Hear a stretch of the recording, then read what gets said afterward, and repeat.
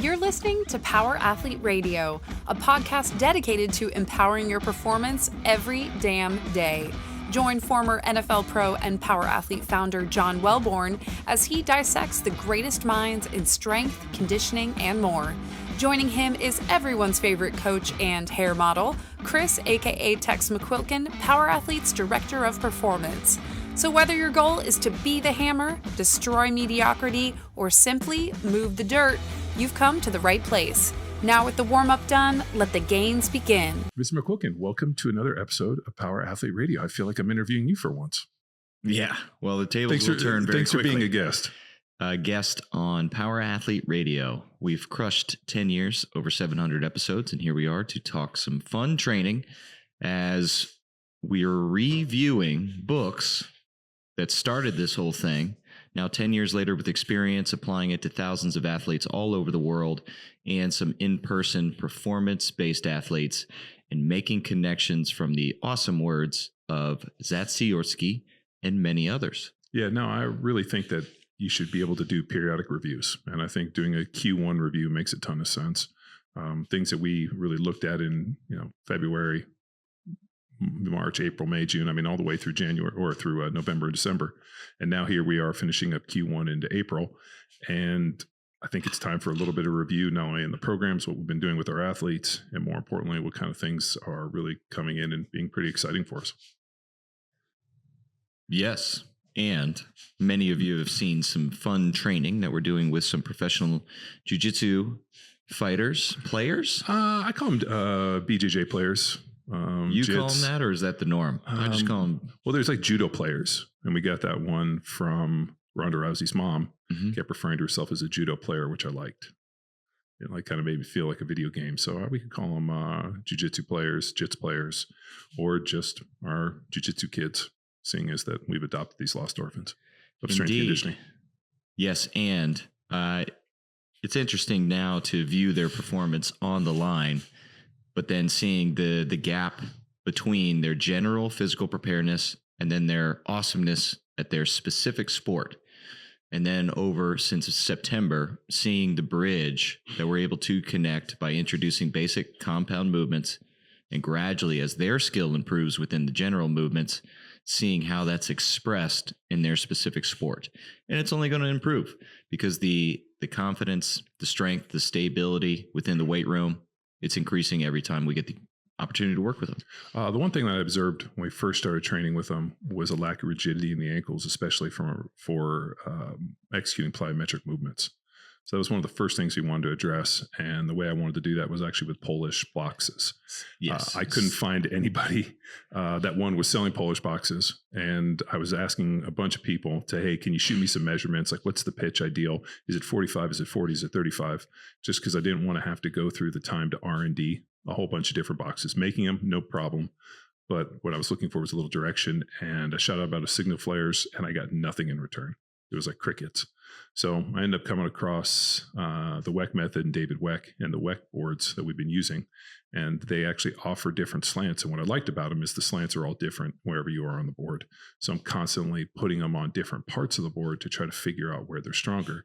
And, to go back to Cal Dietz's talk that he did at the Power Athlete Symposium 2019, 99% of all contact with this earth is through our feet. Therefore, if you have weak feet and you can't generate force out of them, everything up the chain is going to be like a marshmallow.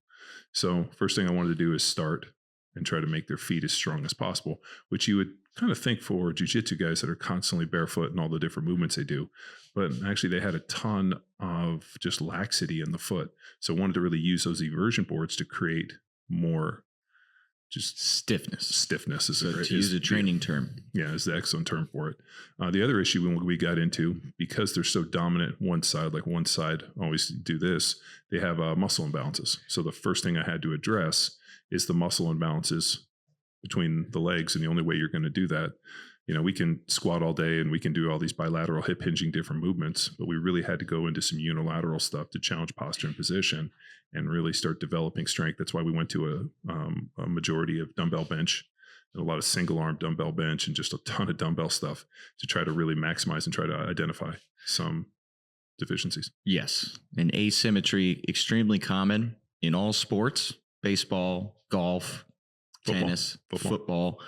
And so now our assumption was it didn't exist within this sport. But then our observation between the deficit between right and left, there is asymmetry within this sport. And the more we learned about this sport, the more we're able to now identify limitations and utilize the weight room to turn them into superpowers. Yeah, the mistake that I made, I looked at like a wrestling model, and having listened to Gable and some of those other guys like the Brand brothers talk about conditioning and training and wrestling from that point of view. So I had an appreciation, obviously, for the wrestler and just like the psychoticness and just the fact that these guys are so highly trained and just so physically dominant in terms of their conditioning. And what was interesting with jiu-jitsu is there's a lot of really breaks, and it's much more patient than something like wrestling. So thinking that, the training and what they were doing within the confines of the school or the gym or just within practice was enough to develop their aerobic capacity, that was a huge mistake by me early on. And then we realized that we needed to start incorporating a bunch of GPP work and really just a base level of conditioning, and developed what I call the superhuman protocol. Yes. And majority of the normies out there that use jiu-jitsu as their conditioning, that's a mistake, especially as we level up and enter into the professional realm. Yeah. Well, just even having rolled, a few days a week with these guys, especially in their general pop classes, it's pretty interesting to see that guys are using jiu-jitsu for their conditioning and their training, when in reality, it's way too technical. And, at the very end, we might get 3 or 4 rounds, 2 or 3 minutes. I mean, you might get 15 minutes of actual roll time. It's not really enough to develop a base level of conditioning that's needed. And the one thing that's apparent, especially for guys as they start to age, I just see a lot of overuse injuries and a lot of stupid things like strained abs and shoulders and things that could be really fixed if they just lifted weights a few days a week, did a little bit of zone 1, zone 2 conditioning, and then use the jiu-jitsu to necessarily test and as their skill development. Yes. And the interesting thing is the more skilled you are, the less energy you use. Yes. So it becomes a less and less conditioning tool. Maybe it starts out that way. Yeah. But similar to our experience with regular sports and seasons, the first 2-3 weeks, it's a grind. No matter how hard you train, you're not in football shape. You're not in basketball shape. You're not in lacrosse shape. So then you get more efficient.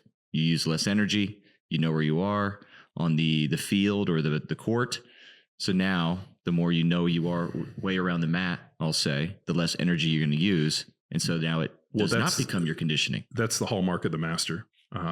As you ascend in belts and you get up in the belts, your ability to be very efficient in your movement and not waste movement, and to understand like, hey, I'm here, this is a advantageous position or a not advantageous position, how to reverse it and put yourself into the most efficient position possible where there's no wasted movement.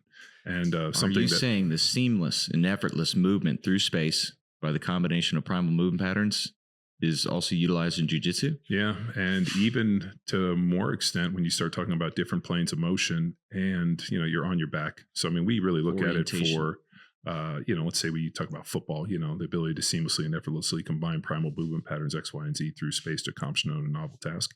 The one thing that rarely happens, and if it does in football, and this is something I wrestle with, and metaphorically, no pun intended, every single day is me laying on my back with somebody on top of me. So for those of you guys that aren't pro football fans, the single worst place for an offensive lineman to be is on your back with somebody on top of you. So that's how I go home. That's how I don't have a job anymore. So I have to like almost lie to myself, be like, it's okay that a guy's laying on top of you and we start in this position. So now you think about the orientation. I mean, normally we're in this kind of vertical orientation on our feet, trying not to get knocked down. Now here's something where you're laying on your back and you're moving 360, supine, prone. I mean, all these different positions, and you're having to, rely upon your ability to manipulate your body in relationship to another person. So it's a very open loop in that respect. But then also you find the limitations within your own body very quickly. I was blessed with excellent hip mobility. So it's the only thing I got. I got a chip in my knee. I'm limited range of motion on my right knee. But what I've done is I've made up for it by having really good hip mobility, which I credit the dead bug with. I have come to the conclusion just watching. So it's not blessed. You worked very hard for it. Well, I like to think working hard is a blessing. I think being granted determination, effort, and a blindness in focus is a blessing. It could be a curse too, but that's a blessing in a lot of ways. We've done dead bugs because they were an isostability test that we used to assess people when we taught the CrossFit football seminars. We use it with all of our athletes. We use it in all of our programs. So where do we use it? We use it in our own training, and we've really put it front and center with our fighters. And we'll do the dead bug with them, almost every time to try to challenge them and push them and show them different patterns.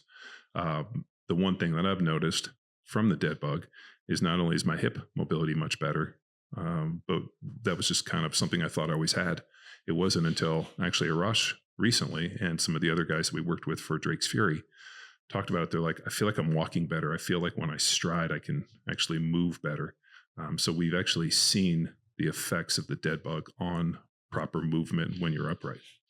Well, the origins, it's spinal rehabilitation. Yeah. So learning Dr. Gasser. Learning to walk again from the ground up. Yeah. Well, Dr. Gasser used it as his test after progressing people from spinal surgery. Like once they could master the dead bug, what he didn't like, and we've grown to hate as well, is when they do the dead bug with the feet or the knees bent.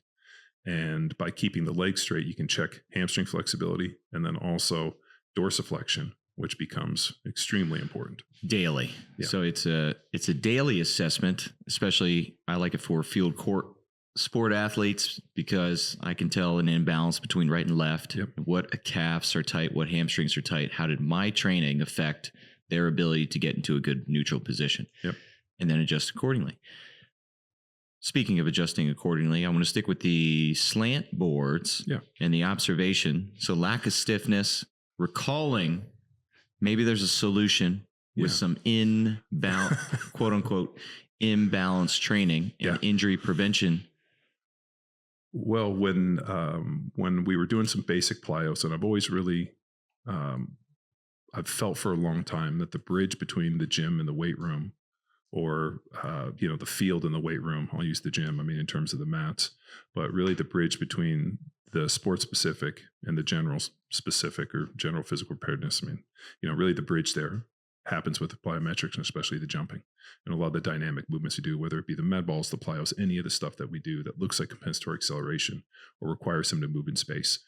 The one thing that was really apparent was the lack of rigidity within the lower foot. And that's where I had to dig back. And as I was sitting there thinking on it, I remembered my Science and Practice, pulled it out, got to page 168. And sure enough, there was the picture that I was looking for. So with the version boards, and talks about developing rigidity in the feet, especially for plyometrics, and not necessarily having them land on it, but using it as a platform at which to jump. So we started incorporating this in all their plyometrics, and we started using it with trap bar pulls. We didn't necessarily use it very much with any of the squatting, even though we have for some a little bit. Kettlebell swings, so we're hinging. Yep. But we didn't like it for the squat, just because the technical nature, especially with... Yes, and they were still learning to squat. Yeah. So their weight room experience prior to this was very limited to machines or just, we'll call it just bro lifting, hanging out. Oh, I worked out for 2 hours, but half of that was on your phone. Sure. So we started incorporating this, and what was pretty amazing from doing it, all of a sudden that rigidity increased. And then things like change of direction and moving through space, just some of the things like jumping rope, some of the movement med ball stuff we do, all of a sudden dramatically improved. The other interesting thing, we've spent an entire almost decade teaching people to put big toes in the ground and then drive their knees out so that the knees still track over the instep so we can engage the glutes. What I found was interesting with the boxes, especially in the pulls, it automatically set their knees and their feet and their for these individuals. So and then the direction we've been teaching to press your toes down, and then if that individual needed a knees out direction, sure, then we applied that cue. But the aim is neutrality and forwards, which in the squat, which helps prepare for change of direction. Yeah, well, the knees need to track over the insteps. That's the key. Yes. The reason being is when you go change direction and The reason we teach the barbell back squat the way we do isn't because it's the most efficient, best way to squat, which I believe it is, but there can be arguments whether or not that maybe it's not the ability to squat maximal weight. Maybe you can squat more weight another way, but it's a reinforcing the pattern that we need for you to most efficiently change direction. So we're using the barbell back squat, that form of hinge, as a driver for efficient, safe, explosive, fast change of direction. For transfer to the primary audience in which we were coaching was field court sport athletes. Yes. So this is an introduction now to specificity. How we were coaching the movement was specific to the athlete that we were preparing and what they're training for. Yep. So now leading in with specificity, and then the target of identifying a limitation in stiffness and asymmetry within these guys. And then the WEC board's introduction that John no longer had to coach knees out because this put them in an optimal position. Yeah. So this is all in line and speaking to specificity, which in power athlete realm is that transfer of training to the goal, the mission, the mat, the field, the court. Yeah, no, I mean, the various bars and the implements and the different exercises that we use are piece of this specificity training, where if an athlete can't do something or they're not able to execute something well, we have the ability to pivot to different movements. And let's give you an example. If there's a shoulder impingement and we can't get into a good position to barbell back squat, then we move to something like the kabuki bars. But we change the implement. The movement doesn't change. No, it's still a squat. Squat is a squat. Right. We just need the athlete to do his best squat. And I'm not going to get slowed down and spent a ton of time messing with a bunch of shoulder impingement that could never abate. I'm going to just change the movement or the implement that allows for a more true movement, like let's say like the kabuki bars. Another issue we run into is on the deadlift. It takes a while to teach people how to deadlift, especially going around the knees. For some reason, the minute the bar gets to the knees, we get some amnesia. And especially coming down, they bend their knees too fast, the bar hits them on the top of the knees. So being able to transition to something like a trap bar, which is actually kind of a different movement, more akin to the squat than actually a deadlift. Depends on the execution. Yeah. And the positioned hips. So we started using that a ton in their max effort pulls, just because what it did is it forced them to keep their hips back and drive back, opposed from just shoving their knees forward. And when you do that on the trap bar, the bar swings back and all of a sudden pins you into a strange position. So we were almost using it as a canary in the coal mine. So as they went to pull, as the hips stayed back and they pulled, almost driving back into the joke I always make is, imagine you're at a bar and you want to push your hips back against somebody, throwing out the vibe. Same deal. If you shove your knees forward really hard on the trap bar, the bar is going to swing and you're going to get into a bad position. Yes. So also applying accommodating resistance to help reinforce the bar path. Yep. So these guys, they walked like a duck. And we called it Jui Jitsu feet. Jui Jitsu feet, and they're very anterior dominant, so very quad dominant within their movement. So say the trap bar got too heavy, then instead of using their backside to pull the bar, their knees would drift forward and they would rely on their quads to do the primary mover. Where we want them to be posterior chain dominant in this, so aiming to even them out. So then using accommodating resistance band around the feet and the bar, it forces them to utilize the posterior chain. So all of this is a representation of specificity, and shameless plug here at powerathletehq.com/academy. We deep dive into all of the things we're speaking on right now, especially the specificity. So 3 components of transfer to training that John has introduced and we're covering right now. The first is external structure. This is our body position, how we want to set up a movement. Then very important is the internal structure, how all the happenings inside, the muscles, the tendons, the joints, how they align and execute. So we have the setup and then the execution, the internal structure. And then last but not least, the force production. We need the force production, how they move and express through space to be representative of the demands. We're not going to do slow and grinding stuff for our football players who are very, very explosive and dynamic.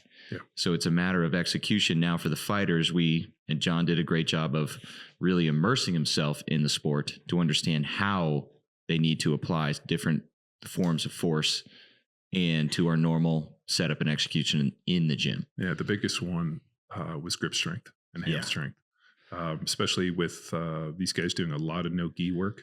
In the gi, there's handles and there's a lot of grip training done.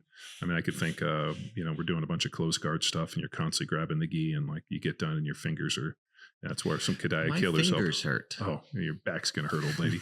But that's where I start doing Kadaya. People are like, what do you do with your fingers? I'm like, Kadaya killers, trying to balance it out. But as they transition back in the gi, which Victor just got done fighting down in that BJJ Stars 16-man shootout, we needed to get a ton of work in the grip and the training.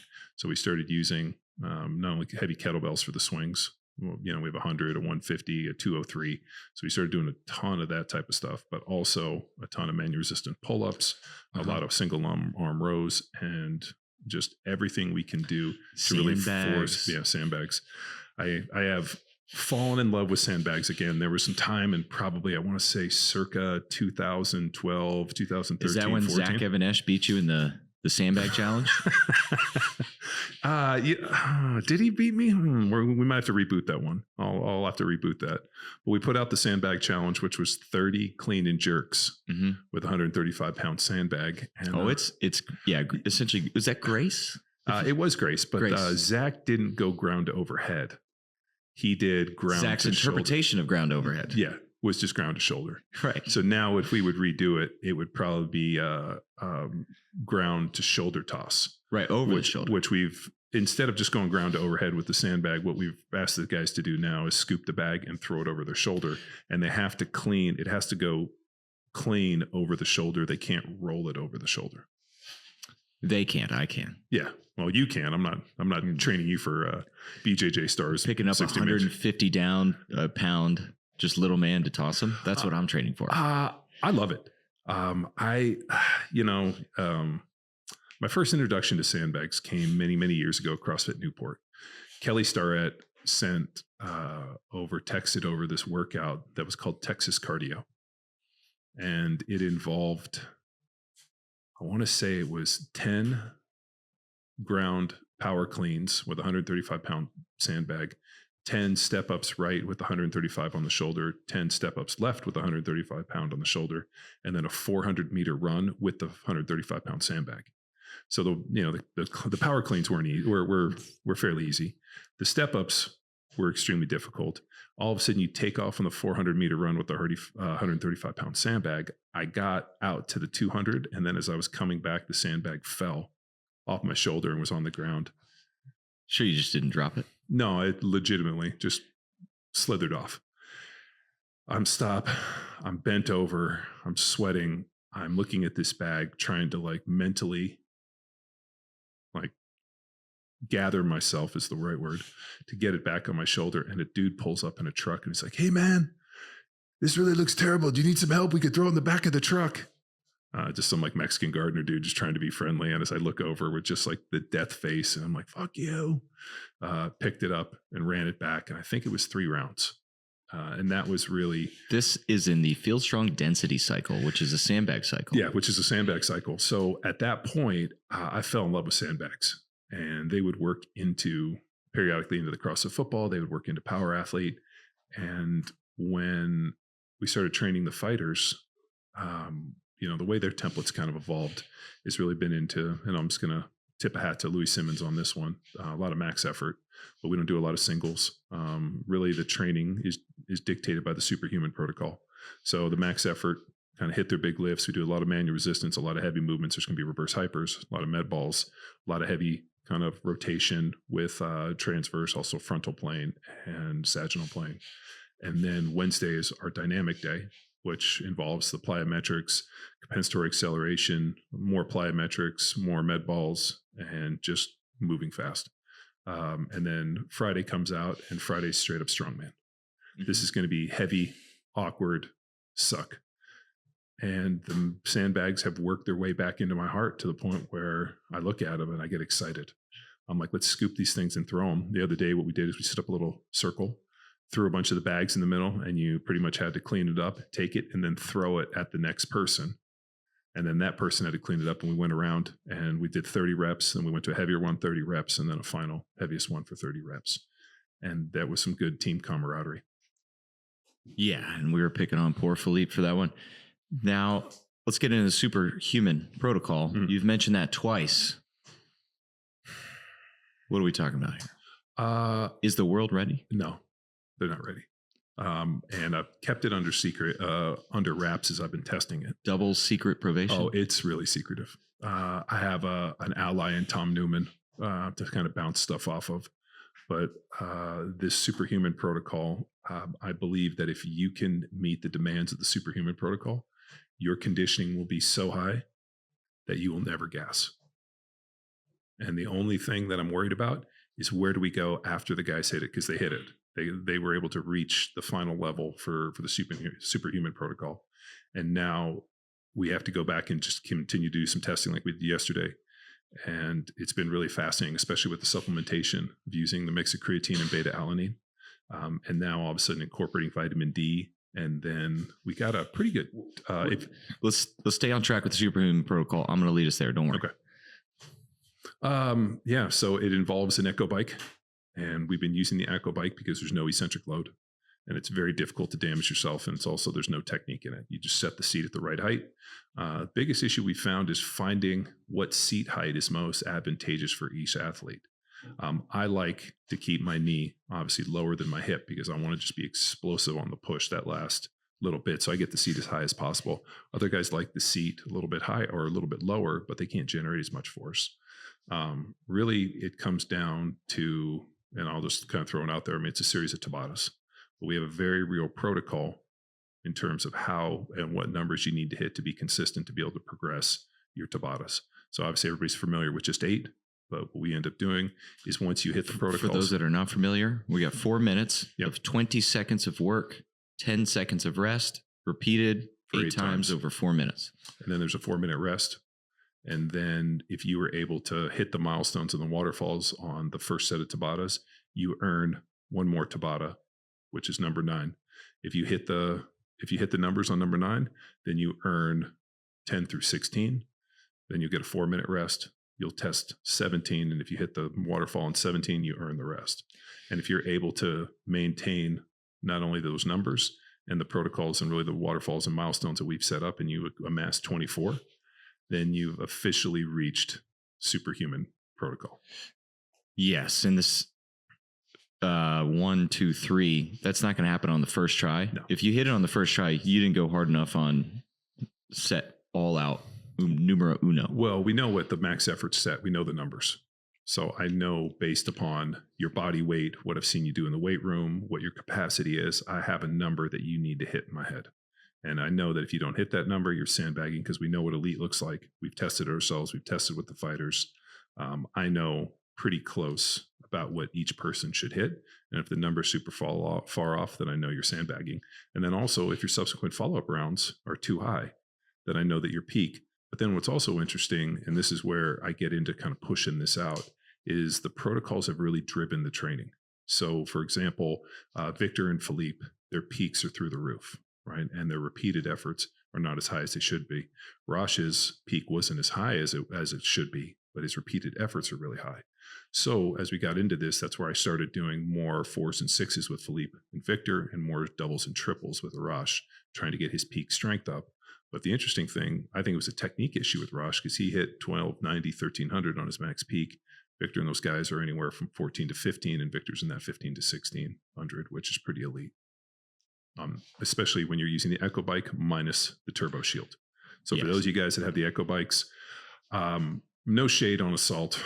We still have a ton of Assault bikes. They gave us a ton of bikes years ago. We've rebuilt them. We've used them. We've broken them. We've rebuilt them.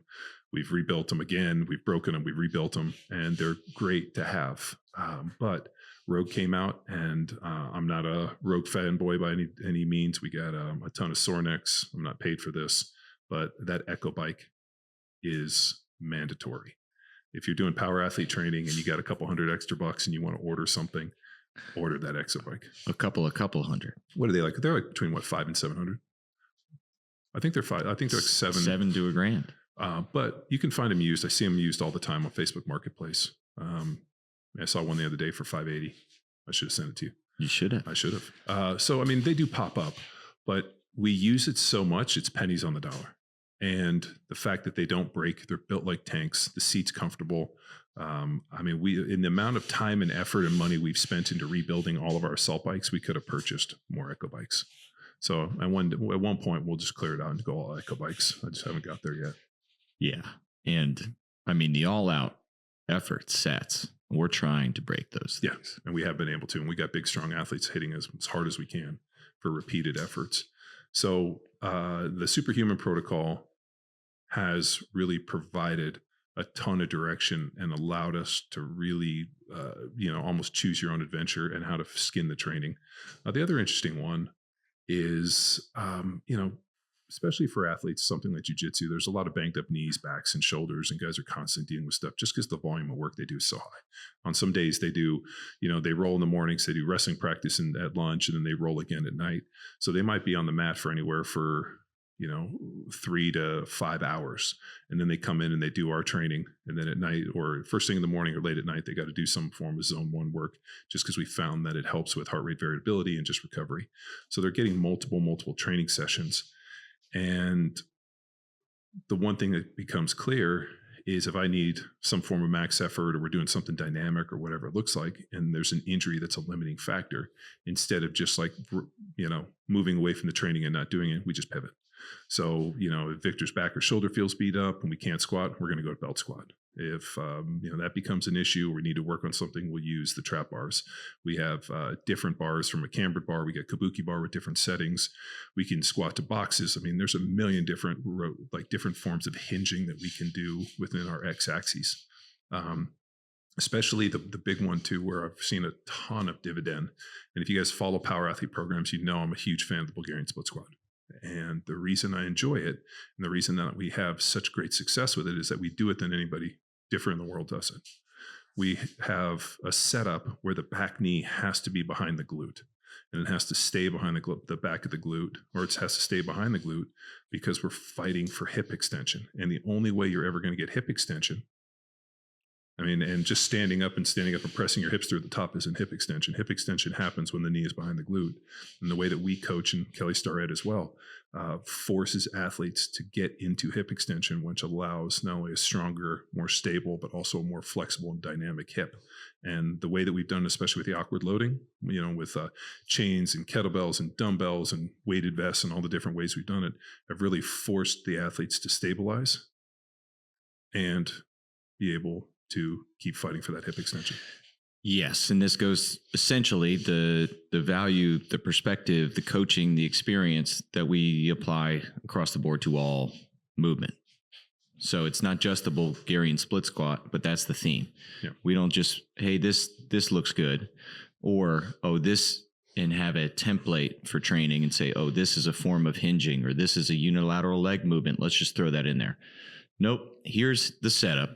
Here's the execution, here's the why, and then we coach you through it to the best we can online through demo videos, coaching points of performance, and then from the desk of John Wellborn, guidance on the setup so you get the execution the best you can from what it is in our head. Yeah. So that's the training experience. That is specificity as we can get it across.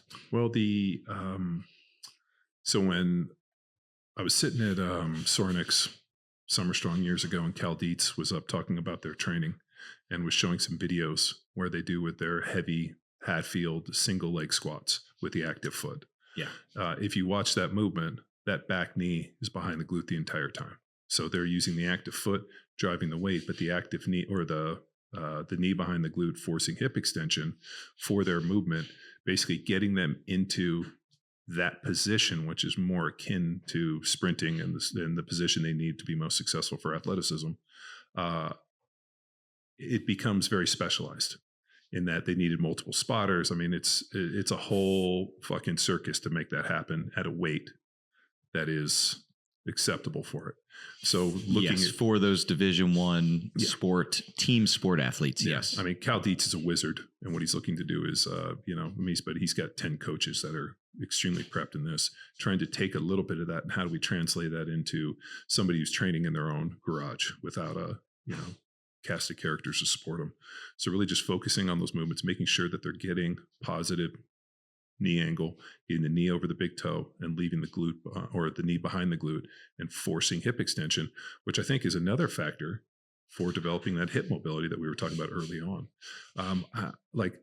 I think we've been doing this so long that it just becomes second nature to us. But what's really neat is to bring in high level athletes and put them initially into our training model, force them into all of these things, these points of performance, and then seeing them, 5-6 months after the fact, seeing the amount of improvement has been anything short of just fantastic. Just the grip stuff, as Arash and I were rolling yesterday, just feeling his grip on the lapel. And normally I can break anybody's grip, but all of a sudden as Arash is holding me, I'm like, shit, his grip's really strong. And to the point where some of the people that rolled with him were like, dude, you taking drugs or something? Your grip is astronomical. And he's like, no, dude, it's been all this crazy ass grip training we've been doing. So, then there's also something I wrestle with every day is you're on fire with these puns, man. There's like 10,000 things I want to do. So I have this like catalog of things that I want to incorporate and things I want to do. But once you get into the gym, I think about what can we do well and what do we have time for and how to maximize efficiency. I don't want these guys stuck in the weight room for 3 hours just because I have an ego and I want to incorporate and I want to try this and I want to do this. My job is to get the greatest return for the minimal investment. If I can get them in and out of the gym with the warm up in 70, 75, 80 minutes, and that involves our conditioning and warm up and movement and everything, and I can literally hammer them and push the conditioning, really just that base level, and get them out to do what they need to do, which is effectively be efficient on the mat, then that is the goal. I think sometimes we have this idea that all of this stuff I want to try in here, and the athlete has 3 hours and I'm going to do this and this and this. And you have to remember, they don't get paid to lift weights.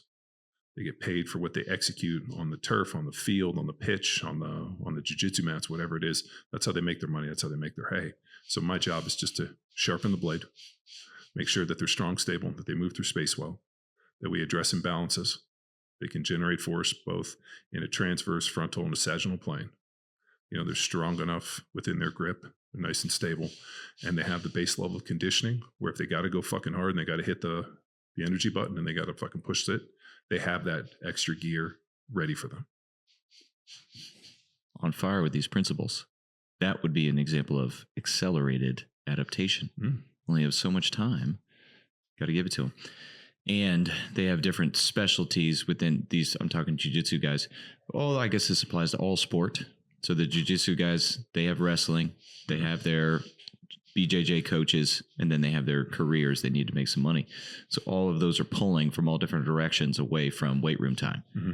And then in other sports, you got your quarterbacks coach. Then you got your offensive coordinator. And then you have to, all of these coaches want to pull, and then your strength coach. Only so much time that you have for the training, and coaches are very selfish. So they aim, and I think the sign of a great strength coach is, okay, we got X amount. We're going to do as much as we can in this small window of time to put you in the best position to be well coordinated and durable for all the other coaches.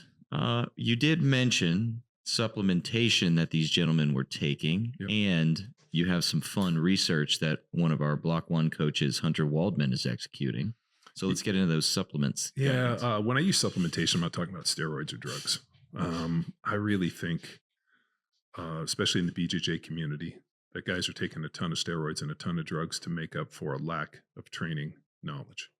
So if you have a shitty program and you don't know how to strength conditioning, you can make up for a deficit by just taking drugs. Not to say those guys aren't working hard, but it becomes just an easy bridge, a faster way to get there than doing the fucking work. And so when I'm talking about supplementation, when we started doing the superhuman protocol, I found that if they were taking 5 grams of creatine morning and night and between 3 and 4 grams of beta alanine, and then also maximizing vitamin D levels, all of a sudden they were anywhere from 10 to 15% better on their peaks, and their repeated efforts were much better, to the point where I can see the peak in like 1 or 2 repeated efforts and know if they haven't been taking their supplements. So then we have a long talk about not only diet, but supplements. You're cheating me and you're cheating the training by not doing what you need to do to be able to maximize output. The other one, and we got it from Tom Incledon when we did that supplement review. Is that in January or December? Well, recorded in December, released in January. Tom mentioned krill oil as a better option for putting on muscle than fish oil. And Hunter Waldman, one of our PhDs, is doing some research in his lab and found that astaxanthin, which is the component that makes krill oil have this effect, is pretty incredible, and also has a great synergy effect with creatine. Bill Williams, one of our hammer guys, one of our Block 1 coaches, he listened to Tom's podcast, started taking krill oil, went back to get his eyes checked recently, and his eyesight improved. So I guess there's carotene flavonoids somewhere in there that improves eyesight. So, I mean, there's some really amazing stuff we've seen it. So that's another thing we're throwing in the superhuman protocol, which is going to be krill oil or the direct form of astaxanthin, which I think is called astralene or astra something. So, but to the point where when, I pulled up some research that found that guys that are from countries around the equator, like Brazil, for example, when they come to countries like America, where they're, we're here in Texas, there's a lot of sun, they historically have low vitamin D levels. So going through Thorne, getting their vitamin D levels checked, they were low. They were in the teens and the 20s. So then supplementing with vitamin D. What should it be? Hopefully in the 70s and 80s. Okay. So we want their vitamin D levels to be as high as possible. So we dosed them with a ton of vitamin D, and all of a sudden, like magic, the performance went up. They weren't dragging. They felt better. Everything started going up. So really just a mix of creatine, beta-alanine, vitamin D, and now with this astaxanthin through the krill oil, we're seeing a really good synergistic effect. And I think mix that with, the fact that these guys are young, they're in their 20s. So they're made of rubber, unlike some other athletes that are made in their 40s who remember what it was like to be in their 20s. But it's really helped in terms of their base level conditioning and the effort and the sustained effort that they're putting in. I mean, they're doing such a high volume of training. My goal wasn't to replicate what they do on the mat, right? I know what they did on the mat. I wore heart rate monitor. I know exactly what their mat looks like. It was about maximizing recruiting motor units, making sure they're efficient and stable, like we talked about, fixing imbalances, and making sure that we're sharpening their blade. So when they go out to use it out on the mat or the field, whatever it is, they're as efficient as possible. It's been fun too. The other one I was blown away with, they can't jump rope, but dude, you kick those guys a soccer ball and they're going to make us look stupid. Yeah. So we have jump ropes and a soccer ball. Yeah, we deflated all the soccer balls and then added more jump ropes so we look cooler. Yeah. So we have jump rope skills. Those guys don't have jump rope skills, but what I did is every Friday we have a jump rope competition. So I got them jump ropes. They have to jump rope on their own. They have to practice, and then they got to come in and show their razzle dazzle for 5 minutes. And the winner on Friday gets to take home the El Gordo Award, which is a gold Jesus necklace that I got out of a swap meet in California. That's probably made of plastic, but it looks like the best player gold you've ever seen. And then they get to wear El Gordo for the week as the winner of the El Gordo Challenge. So just trying to have fun, trying to bring some lightheartedness and a little bit of like, we're not in here curing cancer. We're in there trying to make high-level athletes that much better and put them into a training environment that's both fun, competitive, and something that they can see the effects. And I know this sounds crazy. I used to see people do a ton of work in the weight room, and I didn't see it translate on the field. I always wanted to feel like every single day that I was getting better and the things that I was doing in the weight room were translating on the field. If I got stronger, could I punch harder? If, we increased something within, step, squat, and lunge within the jumps, if my jumps got better, if I was more explosive, I was moving through space, I wanted to see the receipts on the field. And I felt like I did that for the majority of my career. And I want those individuals to come out and be like, dude, I wasn't tired. When I put my meat hooks on somebody, they weren't getting away. When I put the vice grips on them, I was able to choke them. All of those things, I want to see the receipts, and I want to see that what we do in the training translates very well to the athlete in their given sport. Yeah.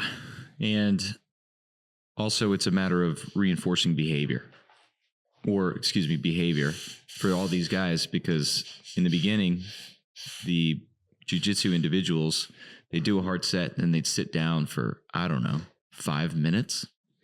So now introducing what hard work and training is for this limited 90-minute window that we do have. We're not wasting any time. Yeah. Now, to apply that to others, different sports, guys that are working hard in the gym, but then maybe doing bodybuilding splits. So if they are working hard for 2 hours, you want to reinforce that behavior, acknowledge their hard work, but then introduce a more direct athletic style of training that has more transferability. Yep. So there are guys that are working hard. It may not be the best program for the sport in which they're training for. Well, I mean, the majority of guys, either they're running their own strength conditioning or they're going to Flex Magazine like I did when I was a kid. They're just doing straight up bodybuilding. I'm not mad at that. A lot of slow eccentrics. One of the 6-plate guys up in Dallas, Tiago, came down and trained with us. And Tiago looks like $1 million and super strong, like a fucking boa constrictor. His training very bodybuilding based, a lot of slow eccentrics, constant tension, high rep sets, 10, 20, 30 reps, never a lockout, just constant slow. And it's worked very well for his style of jiu-jitsu. I just think that watching the ADCC and the fact that they're bringing in wrestlers, Matt, my training partner who wrestled at Cornell, we were watching Gordon Ryan versus Bo Nichols. So Bo Nichols was right out of college before he got into the UFC, and they did a wrestling match with Gordon. And in wrestling, if somebody goes to drive into you and you step backwards, you do that 3 times, you lose the match because it's called stalling. So all of a sudden he gets in there with Gordon. He's used to Division I wrestling. What does Gordon do? He just keeps running out of bounds. So for 28 minutes, he did this. And then at like the last 2 minutes, he gets him, Bo Nichols goes for a takedown. He leaves his arm out and the dude gets him into an arm bar. But you have Bo Nichols, who's a collegiate wrestler, one of the best of all time. And, he's never done submission wrestling. He doesn't know any of that shit. He just knows how to pin a dude. So then he's gone on and done very well in the UFC and taken a lot of that just fuck you that you get with a lot of wrestlers where, it's just this constant, this push to never lose. Forwards. Yeah, forwards. So you can't step back. And I think that was pretty interesting to watch that against Gordon, who's considered the best grappler in the world. And you have a situation where he's using the rules and, they're set up for him, but you put him against a high level wrestler. I mean, he would have lost that in the first 2 minutes of that match to be able to go forward. So I have a lot of appreciation. It wasn't necessarily something I was that cued in on just because, I'm more of a football fan. I look in that, but now that we've gotten more into jits and then also Matt's coming over and been my training partner, he's constantly sending me all these different videos and different clips of different wrestlers.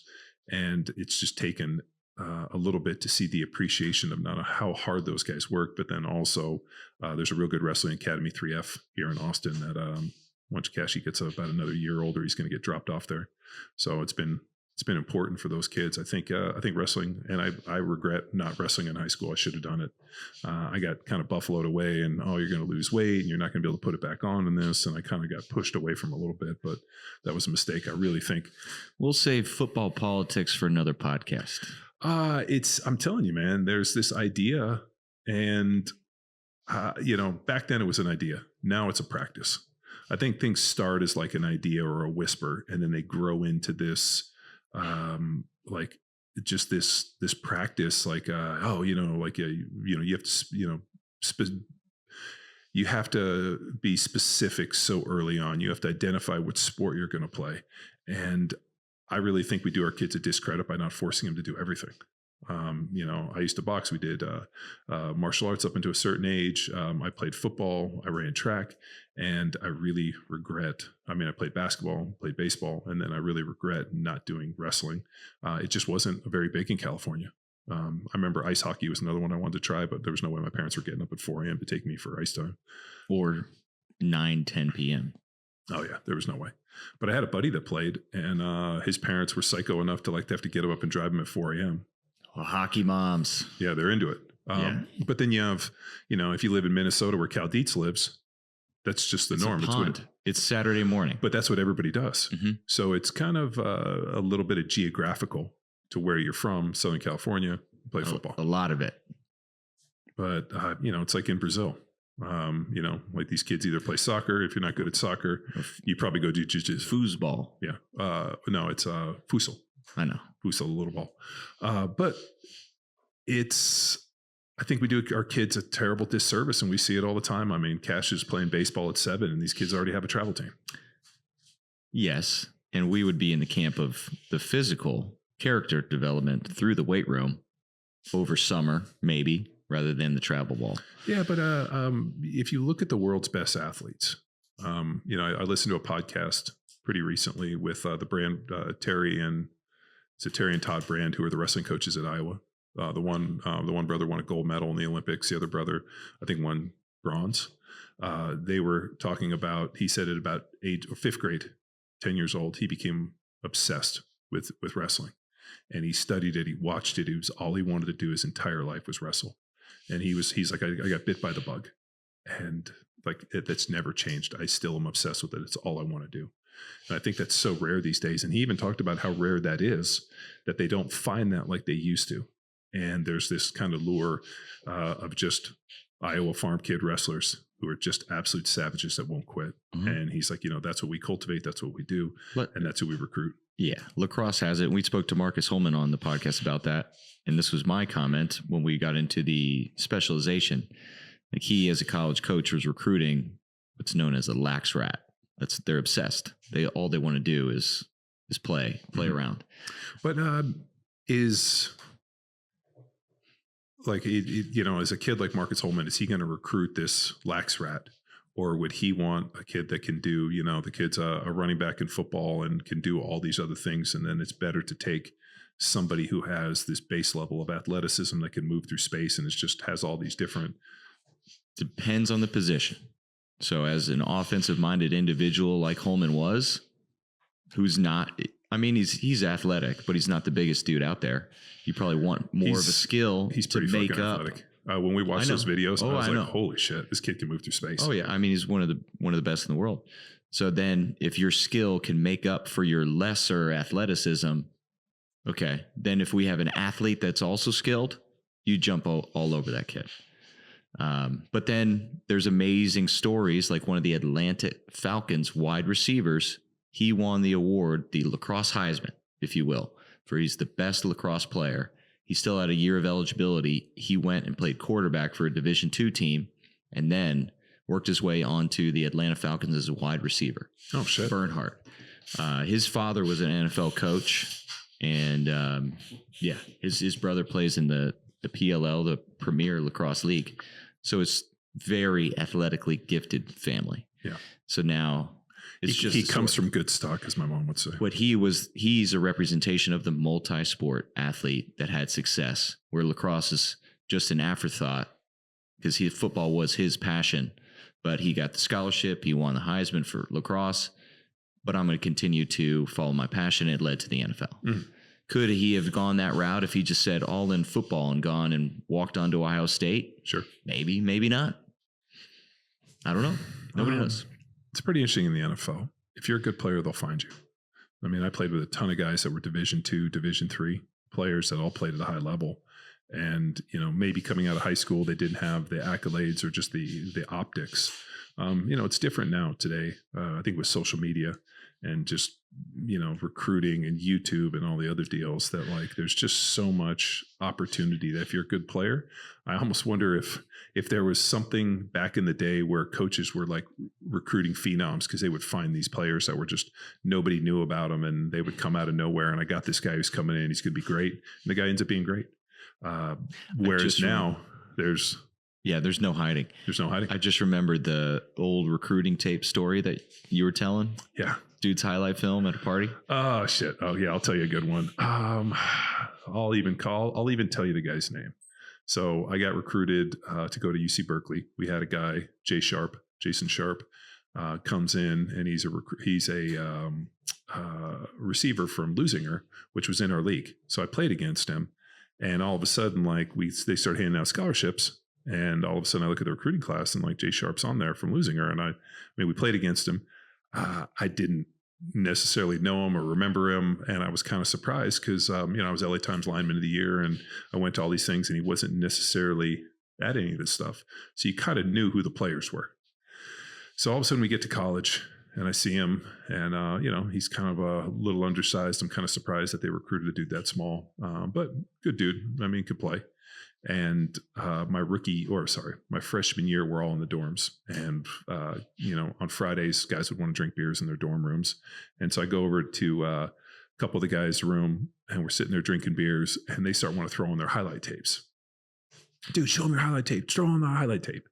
So like Jay Sharp, doesn't want to throw it on. And they grab it and they put it in. And all of a sudden I see it fire up. And as I'm watching, Lusinger's blue and white, Hawthorne is red and yellow. And all of a sudden I see the game and I'm like, oh, which one are you? They're like, that's number 4. And I'm like, that's not Lusinger. That's Hawthorne High School. And that's Curtis Conway. So he had effectively somehow been sending in rope-a-doped, sending in highlight films. And these dumbass coaches didn't recognize Curtis Conway played at USC. And the reason I knew it was Curtis Conway was because they were playing Palos Verdes High School and my brother was in that game. And so I was at that game he was in. I was a spectator as a little kid, and I remember Curtis Conway running all over PB. And that was one of the highlights. And they were showing Curtis Conway. So these dipshit coaches we had, somehow they reached out to the coach. Somebody sent them highlight and he was number 4 for Lusinger. They never showed up to do their due diligence and he ended up getting a scholarship. A year later, he was, so I think he either got hurt or I can't remember what happened, but he ended up not playing football anymore and they gave him a medical scholarship. And so he got a scholarship to go to Cal. And I don't even know if he graduated. I don't know. I lost track of him, but he ended up scamming the system, which you could do back then, right? Because did they show up? I mean, did they do who did the due diligence? I mean, and I think once he got there, they realized shit, this ain't the dude we thought he was. And then instead of just being like, you lied, fraud, they just give him a medical scholarship and push him out the door. Yeah. And there's another story. I can't recall it 100%, but there was an offensive lineman who just told this big tale to his family, to his school about recruiting. And they set up a recruiting day and he did the whole hat selecting thing. I think it was Oregon State. It was either Oklahoma State or Oregon State. Pulls up the Oregon State and they're like, no, never heard of you. So it was a story that made its way to ESPN because this kid just committed some big lie. Oh, he said that, he that these schools had offered him? That didn't offer him. And he made a selection for a school that I don't even know if he applied or got into. Oh, shit. But just... damn, lie that just went too far. But your guy, he benefited. He pulled it off. Well, man, they so for my recruiting class, this is what's interesting is we had a quarterback that came in on a scholarship, a guy named Trevor Thompson. Trevor was all world in high school. His senior year takes a bad hit. I forgot what he played. Maybe he was I know he was a quarterback. I don't know if he played on defense, but basically got hit and landed with his hand over his head and basically blew out his shoulder. So they cleaned his shoulder up and played him and he was coming back. And they ended up, all the other schools, every school dropped him. Cal ended up honoring the scholarship and he ended up coming to Cal. He never played for us. He was never able to get his shoulder right. And he kept talking every year, hey, I'm going to put on 20 pounds. I'm going to play defense and I'm going to help you guys. And just never did. And I always liked Trevor. Thought he could have been really helped us if he would have put on weight and played defense because he was fast. He was a good hitter. He's an incredible athlete. He just, either he was there, he wasn't going to get rid of it. Who knows? But yeah, that was another guy we had. We had another guy, Bruce. I can't remember Bruce's last name. So he and Kevin Doherty, who was also my roommate, they came from Atascadero, and Bruce legitimately had an 800-pound squat in high school. Set of reps and a belt, and squatted 800 in high school at a body weight of 245, 250. Video? Yeah, they had it on video. It was the most incredible thing I've ever seen. I mean, the dude was an absolute fucking beast and ended up injuring his back, had his back surgery, never came back. And that was another kid that we had that probably could have gone and played in the NFL. I mean, was so strong and so explosive, and just injury. So I mean, there was training or football injury. Football injury. So on the field, I mean, I played guard in high school, and the tackle I played next to was a guy named Matt Redmond. Matt was like 6'7", like 285, 290 in high school, which is fucking huge. He was huge. He actually went to Iowa, got a scholarship. First day, senior year of hitting practice. The way my head coach is dead, but that doesn't change the fact that he was an asshole. Gary Kimbrell, first day, the first way he wanted to get Oklahoma started on our first day of hitting was he took the two biggest guns and you fucking faced them out against each other. So we're standing there getting ready, first day hitting, Oklahoma drill. Everybody's in a big fucking circle, calls me out against Redmond. And I come off, take a zone step, and he was taller than me. But he basically first day of hitting, everybody plays high. So he took a step and stood straight up. I kept my pads low because I'd been training all year, and came off the ball and hit him and got underneath him. And all of a sudden his feet fluttered a little, and I went to finish the block. And as I finished him into the running back. The running back bounced off. He stumbled, and I buried him, and he ended up hurting his back and herniated a disc in his back on that play. And they walked him off the field. He was never right again. Ended up going from Iowa. He took a medical scholarship. I think he's a history teacher somewhere out there. But yeah, my fucking head coach was such a douchebag. Just was a jerk, and never liked me. But I also came from PB. It was a different heard place. that before, John. Yeah, didn't like me, and I still started both ways. So that's different than the stories of, he didn't like me, so he did not play in me. No, he legitimately said, I don't like you, but you're the best player we have.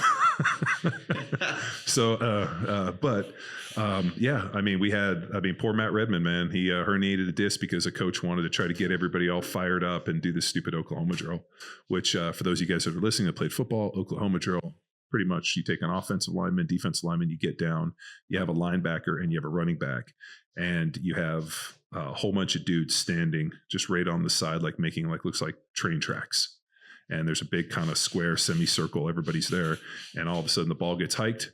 The linemen come off, you hit. And as a defensive lineman, you want to try to shuck the offensive lineman, take on the running back. And then the linebacker fills. I was playing D-line, drove him back right into the running back, and basically running back bounced off. I caked him, and then we got a fucking basically tackle for loss, and the whole place was fucking over, and we were dancing and doing crazy shit. Oklahoma drill has probably ended more careers than people it's helped. But I mean, football isn't football without Oklahoma drill. So did you guys do Oklahoma drill in high school? We did. Yeah. I can't say I was a star of any of that show. But yeah, we did do it. Oh, it's kind of a rite of passage. We did it. We did it in middle school football. So stupid. I can't believe that y'all played middle school padded football. Yeah, seventh grade on's fine. I didn't. But then play the peewee. So I didn't play until seventh grade. But then there was my boys. They all played like peewee leading up. Yeah, none of those guys play football anymore. None of them play football anymore. Like how many Colin of them played college? Was the only one? He played at that age? Yeah. Oh. Pittsburgh Steelers was like the Katie Taylor team. So everybody played together. I did not. But yeah. He's the bright shining star.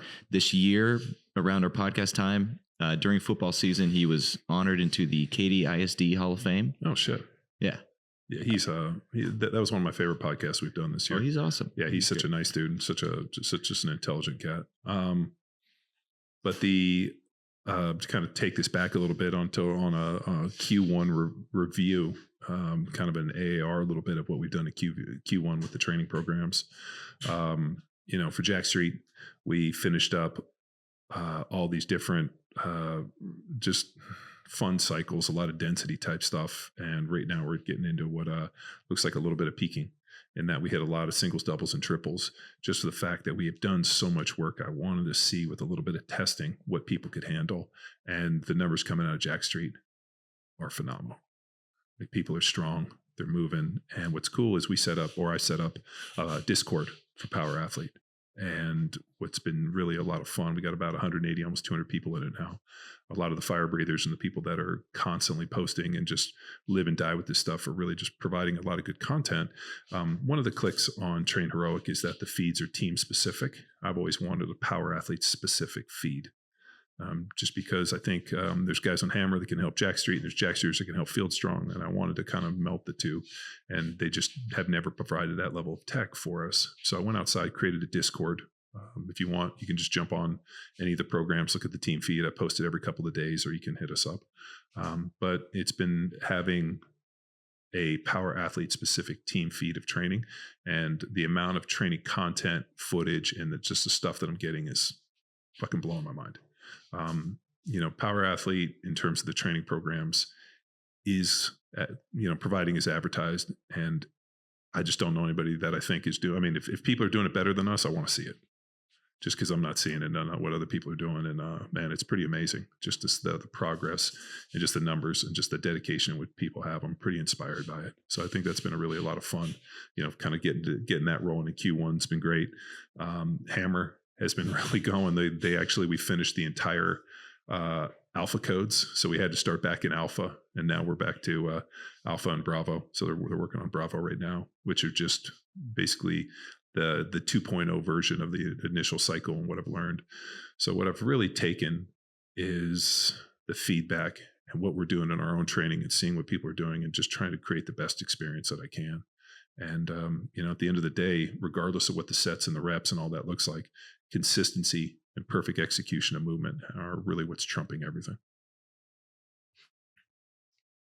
There you have it. Yeah, I'm really excited. And the one thing I'm excited for too is, if you're not following the methodology, we got a reboot coming. I've finished all my writing, so I'm pretty damn close. And I got to provide those to techs. We're going to get our next, the next version, the next evolution, the 2.0 of the methodology. Well, I suppose we can get into it quickly. The first was the level 1, and we had a grandiose vision for these different tiers, and then gifted 1 year of coaching an athlete to everyone, which then lead to the next level, and level 2 would have been 1, 2, 3 years. So like the life cycle of a high school or a collegiate athlete. So then we reorganized and vamped, and now the methodology, instead of levels, we are offering just this essential 4 years of training one athlete for the price of one. Yeah. So now much of what we talked about now, specificity, different programming approaches and principles, and coaching techniques, dialing it in for 4 years of coaching one athlete just in one online course. Yeah. And guidance to take you through that. Yeah. So that's I'm pretty excited available. about it. PowerAthleteHQ.com/academy, amongst other micro courses that are branches off of the methodology. Yeah. So we got to get this one put to bed. I'm super excited for that. Well, by the time this comes out. Yeah, it'll be out. And then if you decide to take this a step further, you become a Power Athlete certified coach. What's commonly referred to around here as our block coaches, and because they earn blocks like you see right there when they pass. And we have our annual event called The Collective coming up in September, which I'm pretty excited for. It's shaping up to be a lot of fun. We're going to do a private BJJ event with Victor and Shanji. So we're going to get that in. We have a ton of other special guests that I'm going to keep under wraps for now that have already confirmed showing up. So it's not only the events about education, getting together with other block coaches, but it's also about having some really pretty amazing people. Last year, Kelly Starrett, Chris Duffin, Derek Woodsky, Roth was there. So just being able to rub shoulders with some of the best in the business and be able to have, good dialogue and really just have a lot of fun and get to train and then go out. And we also have a new space for the venue. In years past, we've gone down to Mercer Street and got a band. After connecting with Judd Kaufman, we're going to take that to Desert Door. So now maybe get a liquor sponsor. And I'm pretty excited for that, dude. That's shaping up to be a lot of fun. It's always great to see all the coaches, and I feel like now too, through this Discord, good amount of our Block 1 coaches are in there. It's really interesting to be able to have that level of granularity with their training. I mean, these guys are posting content every single day, and I want to start reviewing it a lot more on the social. So thank you for another episode of Power Athlete Radio. See ya. Bye. Bye.